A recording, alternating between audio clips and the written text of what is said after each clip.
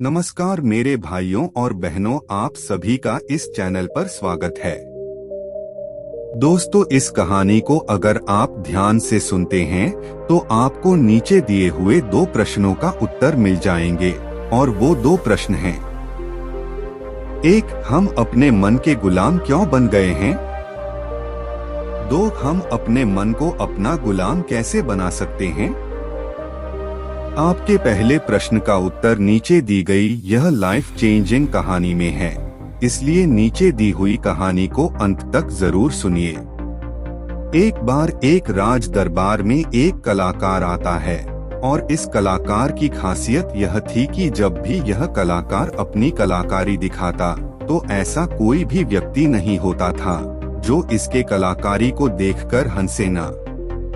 बड़े बड़े राजा महाराजा इस कलाकार की कलाकारी को देख हंसते हंसते लोटपोट हो जाते थे। लेकिन इस बार वह कलाकार एक गंभीर राजा के दरबार में था, इसीलिए लोगों को यह संदेह था कि कहीं वो इस बार असफल न हो जाए। वह कलाकार अपनी कलाकारी दिखानी शुरू करता है और वही होता है जो हर बार से होता आ रहा था। राजा का हंसते हंसते बुरा हाल हो जाता है। वह राजा उस कलाकार को कलाकारी देख इतना प्रसन्न होता है कि वो इस कलाकार को मोह मांगा इनाम देने के लिए तैयार हो जाता है। हमें यह बात हमेशा याद रखनी चाहिए कि अधिक खुशी में लिए गए फैसले अक्सर गलत साबित होते हैं। राजा उस कलाकार से कहता है कि मांगो जो भी तुम मांगना चाहते हो, मैं तुम्हारी कलाकारी से बहुत प्रसन्न हूँ। वह कलाकार कहता है कि क्षमा करे राजन, पर मैं जो भी मांगूंगा शायद आप वो दे न पाए। राजा अपने आसन से खड़ा होता है और कहता है कि अब तुम मेरी प्रसन्नता को क्रोध में बदल रहे हो। क्या तुम्हें मेरे द्वारा कही गई बात पर संदेह है? अब राजा अपने अहंकार को बीच में ले आता है और जहाँ भी अहंकार बीच में आ जाता है वहाँ काम बिगड़ना निश्चित है। फिर वो कलाकार राजा से कहता है कि नहीं नहीं राजन, मुझे क्षमा करें। मेरे बोलने का मतलब यह नहीं था, बल्कि मैं तो बस ये कहना चाहता था कि आप इस बात को फिर से एक बार दोहरा दे। फिर उसके बाद राजा कहता है कि मैं तुझे वचन देता हूँ कि जो भी तू हद में रहकर मांगेगा वह तुझे जरूर मिलेगा। उसके बाद वह कलाकार कहता है कि तो ठीक है, आप मुझे 24 घंटों के लिए आपके राज्य का राजा बना दीजिए। उस कलाकार की बात सुन राजा मन ही मन सोचता है कि अच्छा है, मैंने इसे हद में रहकर मांगने को कहा था, वरना ये तो हमेशा के लिए राजा बनता।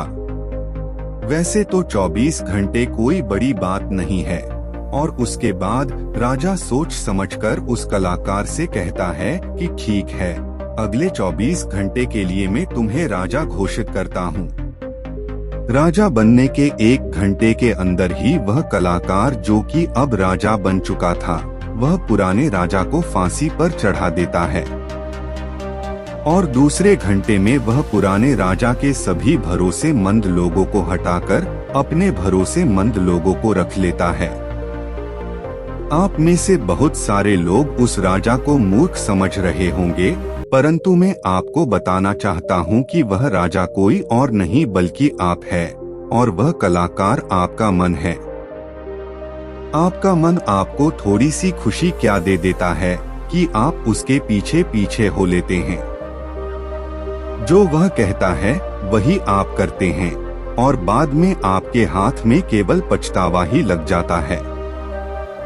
किसी भी चीज का मजा लेना समस्या नहीं है, बल्कि इस मजे में ही डूबकर अपनी सूझबूझ खो देना समस्या है। अब दूसरे प्रश्न का उत्तर समझिए। हम अपने मन को काबू में कैसे करें, अपने मन को कैसे नियंत्रित करें? दोस्तों, हमारा मन हमसे सिर्फ बुरे काम ही नहीं करवाता, बल्कि यह आपसे अच्छे काम भी करवाता है। मैं आपको एक उदाहरण देकर समझाता हूँ। जब आप ईर्ष्या का सहारा लेते हैं तब आपका मन बुरे काम करता है। और जब आप क्रोध का सहारा लेते हैं तब आपका मन बुरे काम करता है। जब आप मोह, अहंकार और लालच जैसे बुरी चीजों का सहारा लेते हैं तब आपका मन आपसे बुरे काम करवाता है। और जब आप प्रेम, दया और कृतज्ञता जैसी अच्छी भावनाओं का सहारा लेते हैं तब आपका मन अच्छे काम करता है। इसलिए समस्या मन नहीं है, बल्कि मन का इस्तेमाल किस तरह से किया जा रहा है, यह समस्या है।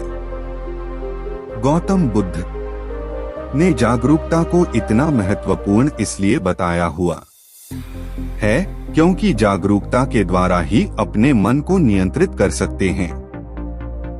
मन को नियंत्रित करने का मतलब यह नहीं है कि आपके मन में नेगेटिव विचार आने ही बंद हो जाएं। मन को नियंत्रित करने का सही मतलब यह है कि आपका कोई भी विचार आपको विचलित न कर पाए। विचलित होने का अर्थ सिर्फ परेशान होना नहीं है, बल्कि खुश होना भी होता है।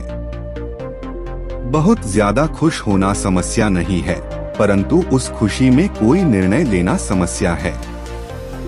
उदाहरण, किसी से कोई वादा कर देना।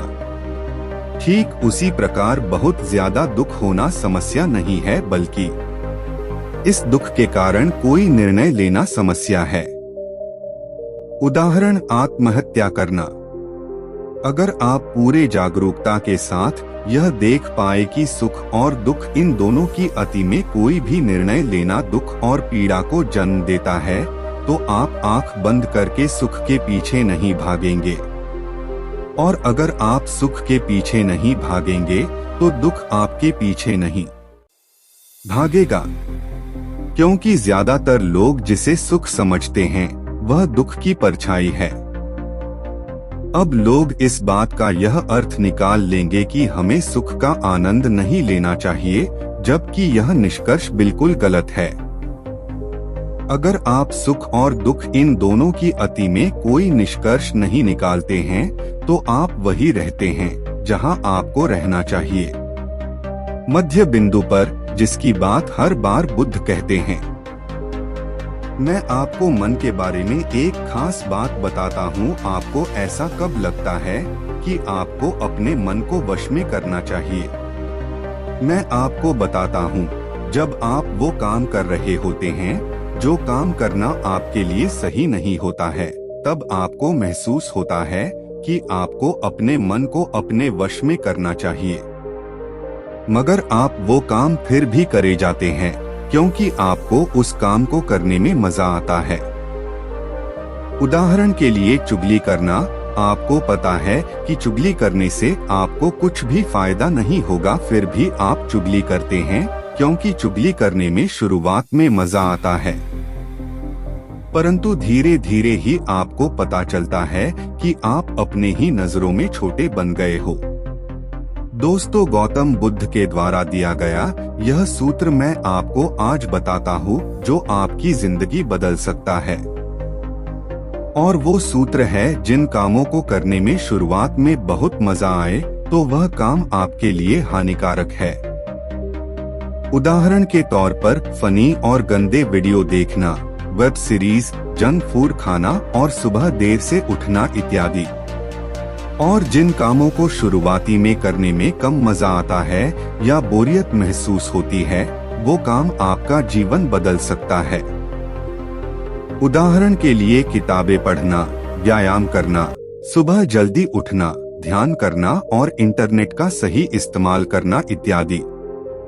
हमें यह समझना चाहिए कि हमारा मन केवल बुरे कामों में ही नहीं लगता, बल्कि यह अच्छे कामों में भी लगता है।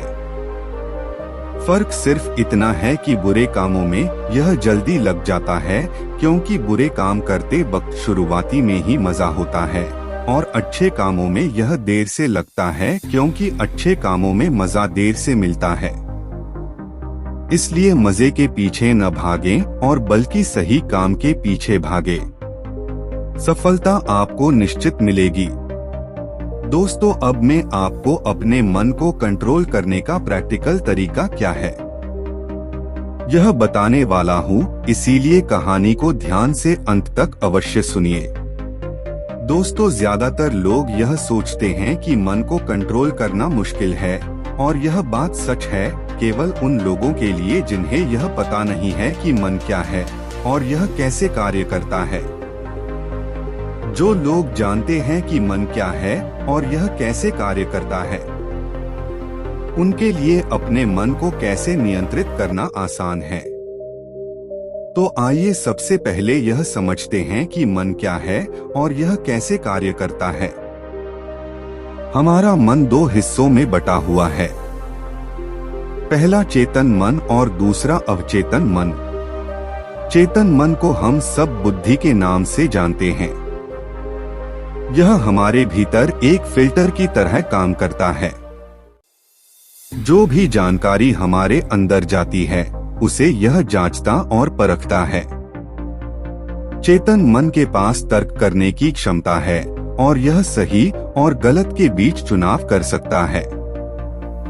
परंतु अवचेतन मन ऐसा नहीं है, उसका कार्य अलग है।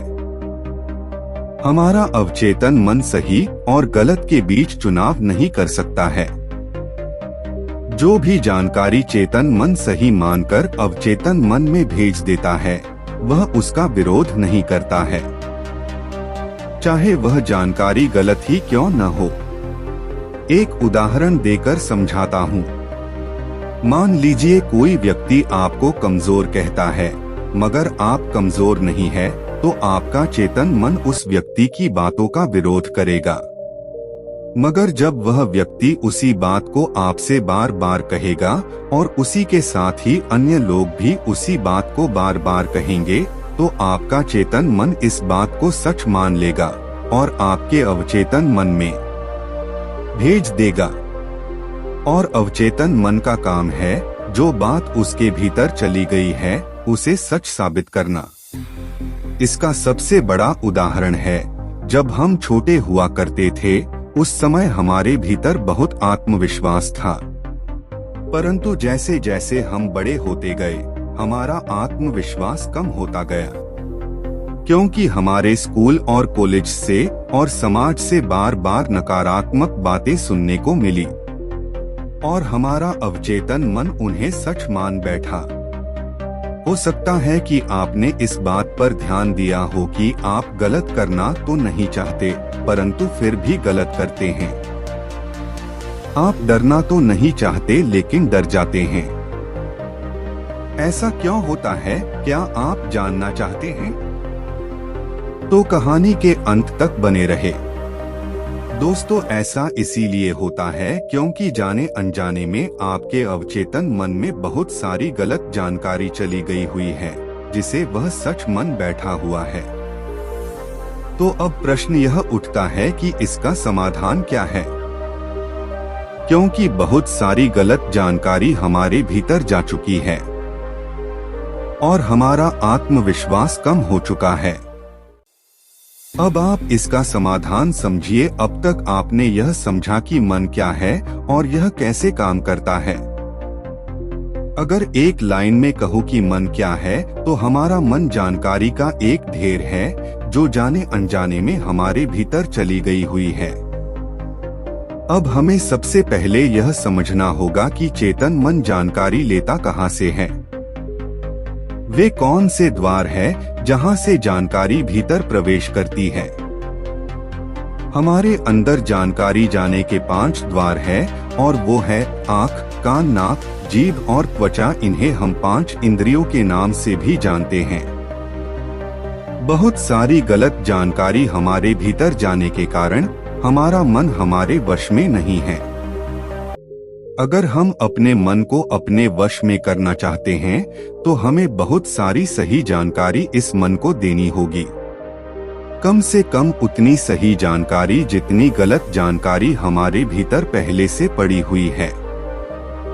सही जानकारी और गलत जानकारी के बीच का अंतर समझिए। सही जानकारी वो है जो आपको आपके लक्ष्य की तरफ ले जाए, और गलत जानकारी वो है जो आपको आपके लक्ष्य से भटकाए। उदाहरण से समझिए कि एक सन्यासी का लक्ष्य आत्मज्ञान है और आत्मज्ञान के लिए ध्यान करना आवश्यक है। अगर कोई चीज उसे ध्यान करने से रोकती है तो वह उसके लिए एक गलत जानकारी है। एक और उदाहरण देकर समझाता हूँ। मान लीजिए कि आपको एक गायक बनना है, तो गायक बनने के लिए रियाज करना बहुत जरूरी है। अगर कोई चीज आपको रियाज करने से रोक रही है तो वह आपके लिए एक गलत जानकारी है। तो अपने मन को कंट्रोल करने के लिए आपके पास एक लक्ष्य का होना बहुत जरूरी है, क्योंकि अगर आप अपने मन को कहीं पर जाने से रोक दोगे तो उसे कहीं पर तो भेजना भी तो पड़ेगा।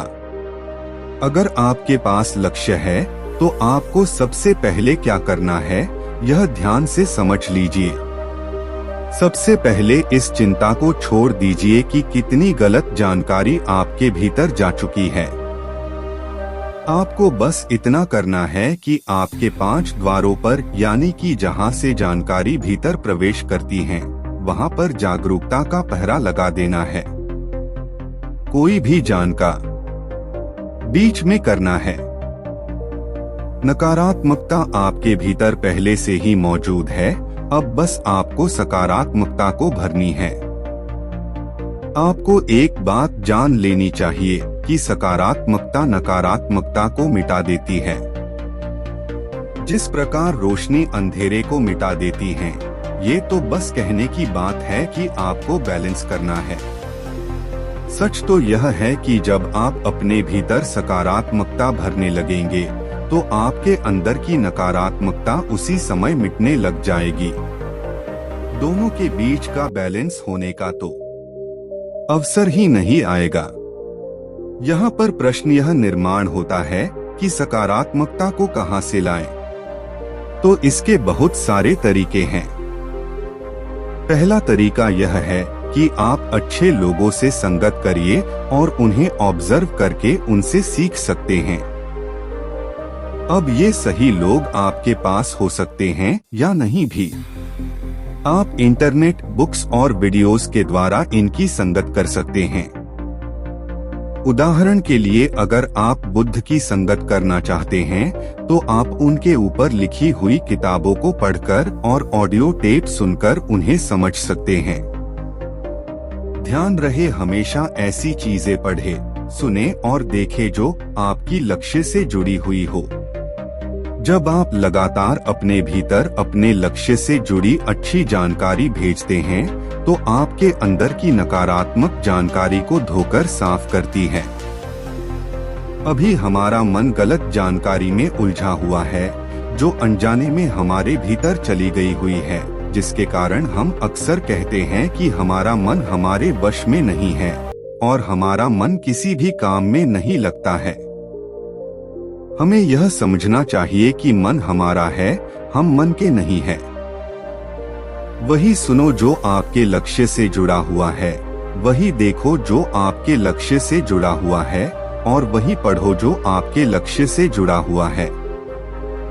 वही चलो जो आपके लक्ष्य से जुड़ा हुआ है। मैं आपको एक उदाहरण देकर समझाता हूँ। अगर आपका लक्ष्य खिलाड़ी बनना है तो आपको वही चीजें खानी चाहिए जो आपको खिलाड़ी बनाए। मन पर नियंत्रण रखने के लिए इंद्रियों पर संयम आवश्यक है और संयम के लिए अनुशासन आवश्यक है और अनुशासन के लिए एक सही निर्णय आवश्यक है जो आपको अभी लेना है। दोस्तों, आज के इस कहानी के माध्यम से आपने सीखा कि हमारा मन क्या है, अपने मन को कैसे समझे और अपने मन को अपना सेवक कैसे बनाएं। अगर आपको यह कहानी पसंद आई होगी और आपके लिए उपयोगी साबित हुआ होगी तो अपने सच्चे दोस्त के साथ इसे अवश्य शेयर कीजिए। ऐसे ही ज्ञानवर्धक जानकारी के लिए इस चैनल को सब्सक्राइब करना न भूलें। अपना कीमती समय देने के लिए आपका धन्यवाद।